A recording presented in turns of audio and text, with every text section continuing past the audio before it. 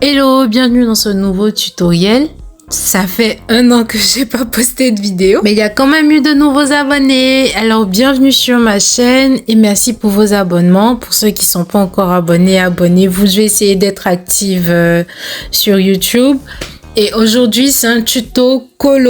Alors, petite modification, de base, cette vidéo devait être collée avec la deuxième partie de la colo, mais finalement, j'ai décidé de les diviser en deux pour pouvoir donner le plus de conseils possible. Donc, c'est une vidéo line, c'est pas une vidéo colo, vous vous êtes pas trompé. Un tuto coloration de comment je fais ma coloration pour mes dessins. Mon style de dessin varie beaucoup, mon style de coloration aussi, alors je vais essayer de vous montrer à peu près de façon générale ce que je fais. Donc, comme vous pouvez le voir, j'ai fait mon brouillon. Et pour ceux qui ont besoin de tutoriels par rapport aux outils à utiliser pour le brouillon, j'ai fait une vidéo qui est disponible sur la chaîne. Let's go! Alors, ce que vous allez faire dans un premier temps, c'est cliquer sur la correction, vous mettez à 28. Vous venez sur votre calque de brouillon, votre ou vos calques de brouillon, vous baissez l'opacité. Bien, à partir de là, vous créez un dossier avec l'icône dossier juste au-dessus de l'icône taille du pinceau et vous y mettez un calque à l'intérieur. Et dans ce calque, vous allez faire votre line, comme je suis en train de le faire actuellement. Du coup, vous faites votre line, vous choisissez votre outil. Pour le choix des outils, j'ai fait une vidéo à ce sujet. J'ai également fait une vidéo concernant le line. Du coup, vous pouvez aller regarder ces deux vidéos. D'ailleurs, c'est les deux seules vidéos sur ma chaîne à l'heure actuelle. Et je pense que ça pourra vous éclairer par rapport à comment réussir à tracer des traits droits qui ne sont pas tremblants. Donc voilà, je vais essayer d'accélérer le processus de line parce que ça prend assez de temps de faire du line.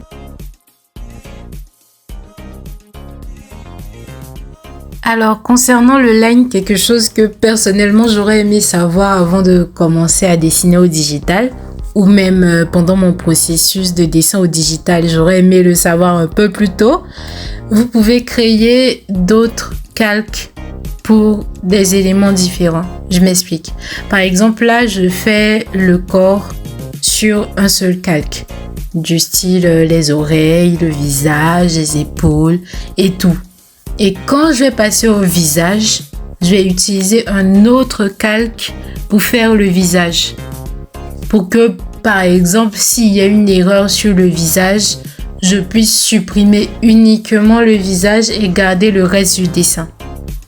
C'est un gain de temps énorme et ça vous permet également de pouvoir changer la couleur de votre line selon les éléments du dessin. Et par exemple, si vous avez fait une coiffure au départ au brouillon et qu'ensuite vous l'avez liné et qu'au final vous vous rendez compte que la coiffure elle vous plaît pas, bah vous pouvez simplement supprimer le calque qui contient le line de la coiffure, tout en gardant le reste du dessin intact.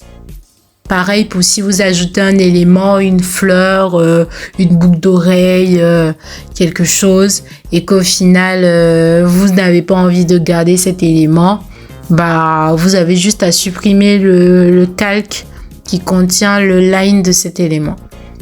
Clairement, moi, c'est ce que j'ai fait sur ce dessin. Au départ, je voulais qu'elle attrape une rose. Et ensuite, je me suis dit non, ça serait mieux sans la main, ça serait mieux sans la rose. Et j'ai juste supprimé le calque qui contenait le dessin avec la rose et la main. C'est super utile quand par exemple vous avez des éléments qui se superposent, par exemple un chapeau au-dessus d'une tête ou alors une rose qui passe par-dessus les vêtements par exemple. Ça aide beaucoup parce que bah, vous pouvez gommer la rose à l'infini sans toucher au reste du dessin. Bref, c'était un rappel. Pour le reste, allez voir la vidéo sur le line. Voilà. Alors, en dessous de tous vos calques de line, vous allez créer un nouveau calque. Et ce calque, on va l'utiliser comme fond. Mais pas uniquement comme fond, comme aussi base pour la peau. Vous allez sélectionner l'outil remplissage ou outil pot de peinture. Avec cet outil, il y a deux options. Soit vous choisissez la référence masque, comme je vais le faire, et quand vous faites le remplissage, ça remplit tout le masque que vous avez sélectionné, c'est-à-dire le calque. Soit vous sélectionnez la référence zone de travail et là, ça fait un remplissage sur tous les calques visibles. Là, j'ai mis du gris parce que je voulais aller sur un autre type de colo que je vous montrerai plus tard. Mais finalement, j'ai décidé d'aller sur une colo assez soft. Donc, j'ai mis la couleur de base de la peau de mon personnage. Mais bon, ça vous le verrez un peu plus tard. Là, je suis encore en train de faire quelques réglages. Du coup, je vais sur mon dossier, le dossier général dans lequel j'ai fait tous les traits de line et où j'ai mis ma base de colo.